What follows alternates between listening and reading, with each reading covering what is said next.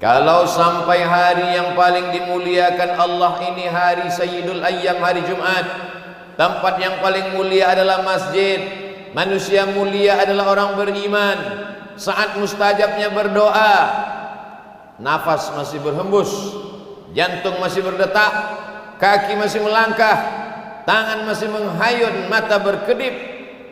Itu nikmat besar yang diberikan Allah Subhanahu wa ta'ala.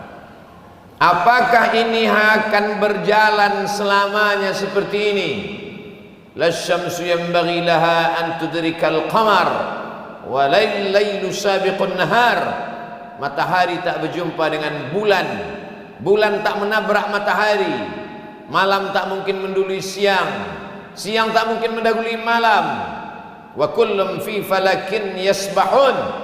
Semuanya berjalan di garis edarnya masing-masing. Itu semua kehendak Allah Subhanahu wa ta'ala. Yuhyi, dia yang menghidupkan, wa yumit, dia yang mematikan.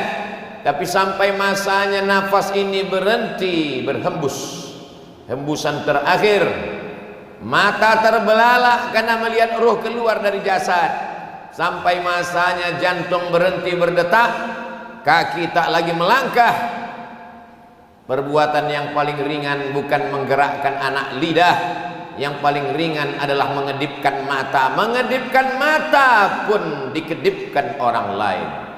Datang orang menutupkan mata kita, lalu kemudian anak menantu, handai tolan, sahabat kerabat meneteskan air mata karena mereka melihat kita terbujur kaku.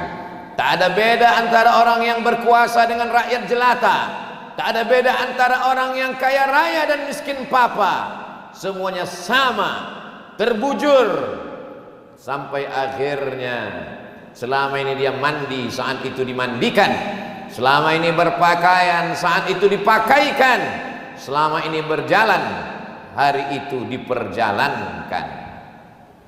Sampai masanya digalikan tanah. Rumah itu dia yang membuat, arsiteknya dia yang mencari. Rezeki dikejar pagi menjelang petang, petang sampai malam, sampai akhirnya terbangun rumah yang besar, tapi tak ada satu jengkal pun tempat di rumah itu yang bersedia menjadi tempat tinggal.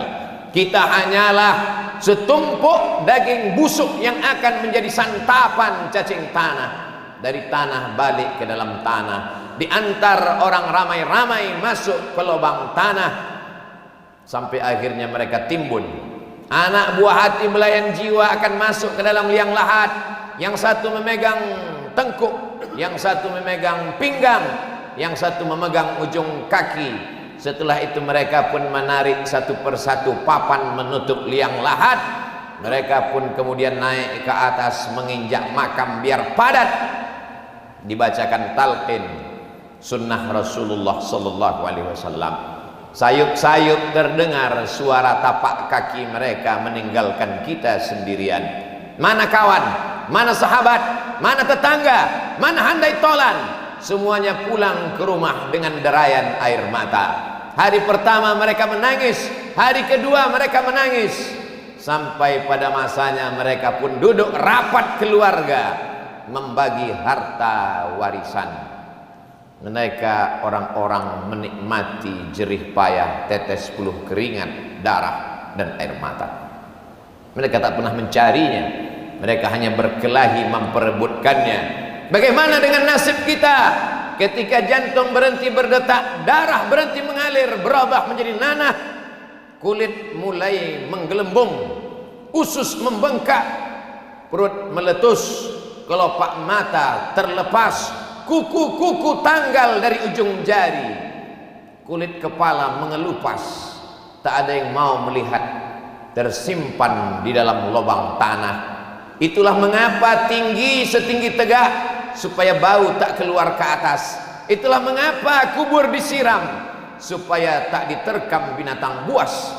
Sampai akhirnya kita akan menghadap Allah Subhanahu wa ta'ala, yang selama ini muka dibersihkan, kaki dirapikan, orang begitu peduli terhadap tubuh fisik, rupa dan wajah, sampai akhirnya semua tak ingin melihat, karena itu hanyalah pemandangan yang mengerikan. Siapa yang akan memakan kulit cacing-cacing tanah yang tak bermata, tak bertelinga, tak berkaki, tak berkulit, makhluk ciptaan Allah?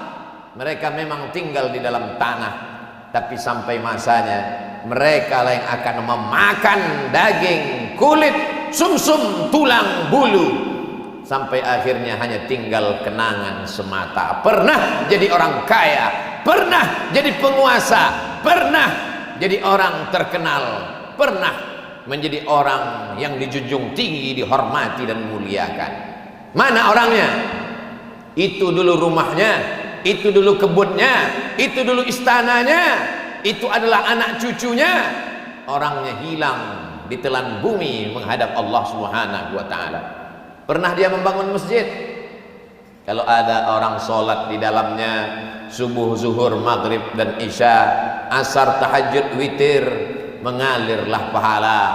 Pernah dia membangun rumah Quran, anak-anak kecil belajar membaca alif bata, malam mereka menghatamkan Quran. Pernah dia menyekolahkan anak yatim? Kalau pernah dibuat, itulah yang menolong di hadapan Allah Subhanahu wa ta'ala. Orang lewat lalu lalang di depan kubur tak ada peduli, karena tak pernah ditunjuk ajar agama Islam. Tapi kalau mereka pernah belajar, apa kata mereka waktu lewat di makam kita? Assalamualaikum ya ahlad diyar minal mu'minin wa inna insyaallahu bikum lahiqun, yarhamullahul mustaqdimina wal mustakhirin, nas'alullah lana wa lakumul afiyah. Kalau ada kenangan baik, kalau ada kenangan baik, mereka sempatkan membacakan Al-Fatihah untuk almarhum Bapak Fulan, Allahumma ighfir lahu warhamhu wa'afihi wa'fu anhu. Tapi kalau yang ada kata-kata kasar, kalau yang ada hanya caci maki, sumpah serapah, mereka bersyukur kita mati menghadap Allah Subhanahu wa ta'ala. Berapa lama berada di dalam tanah sampai akhirnya malaikat meniupkan sangkakala dan kita pun bangkit menghadap Allah Subhanahu wa ta'ala.